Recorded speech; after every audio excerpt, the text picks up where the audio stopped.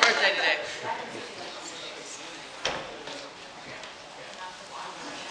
I want to report back to you on a new initiative by the City of Houston, and that's already bearing fruit. Back in April, I asked Council to approve a resolution authorizing the resale of any tax-delinquent dangerous properties known as strikeoffs, held in trust by the City of Houston. We're constantly battling bad landlords, problems with estates where people just walk away from their property and it's allowed to deteriorate, and it costs city resources to maintain these properties. And our new policy through the strikeoffs allows the city to demolish and resell these properties, gets them back on the market, gets them back on the tax rolls, and importantly recovers dollars much more quickly. The old method, well, our liens would stack up, but the money wasn't coming into the city. We said that it would not only get properties back into productivity faster, but it would be a financial boon to Houston. And so just since April, 42 strikeoff properties have been resold for a total collection to the city of $184,000. This represents a 58% recovery of the sewer disconnect and demolition costs incurred in cleaning up these properties. The balance of the resale proceeds will be applied to court costs and taxes. But as we've indicated before, previously, the bulk of these properties might not have sold. Just prior to us instituting this program, typical abatement lien recovery had less than 1% as opposed to the 58% that we're now achieving.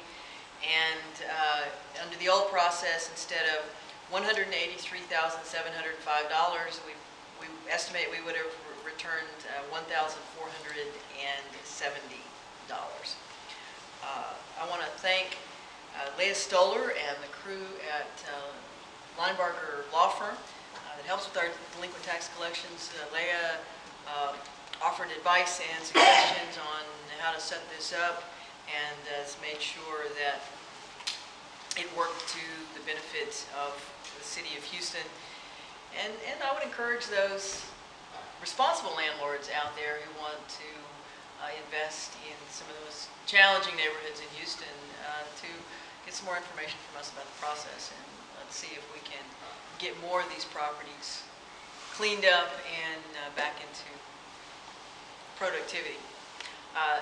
I started off today's council meeting with just a brief mayoral statement about issues around immigration, and to recap some of that, we have not been asked by the federal government to provide housing for these immigrant children. We stand ready to assist in any way we can. I have been in communication with some of my colleague mayors on the border, and we have a working group here in the City of Houston that was brought together by Congresswoman Lee, and our health director serves on that working group. But the federal government's first desire is to place these kids in areas where there are facilities that are already designed for human habitation. Shuttered prisons, barracks, that sort of thing, schools with dormitories. The City of Houston does not have any facilities that are suitable. In the greater Houston area, there is some consideration with, for example, Terrell Elementary School that could be repurposed, but at this point, that's not the preferred solution. And while we are going to continue to communicate with Washington, we're not being asked to do anything. And I would just encourage folks to consider adult undocumented immigrants are still handled by the same process that we've always handled them. This is a flood of child immigrants, and you can't just put a minor child on a plane or a bus and say up, go back to your home country, we hope somebody meets you at the other end. There has to be a more formal process. This is a humanitarian issue, and we'll deal with it as constructively down here as we can.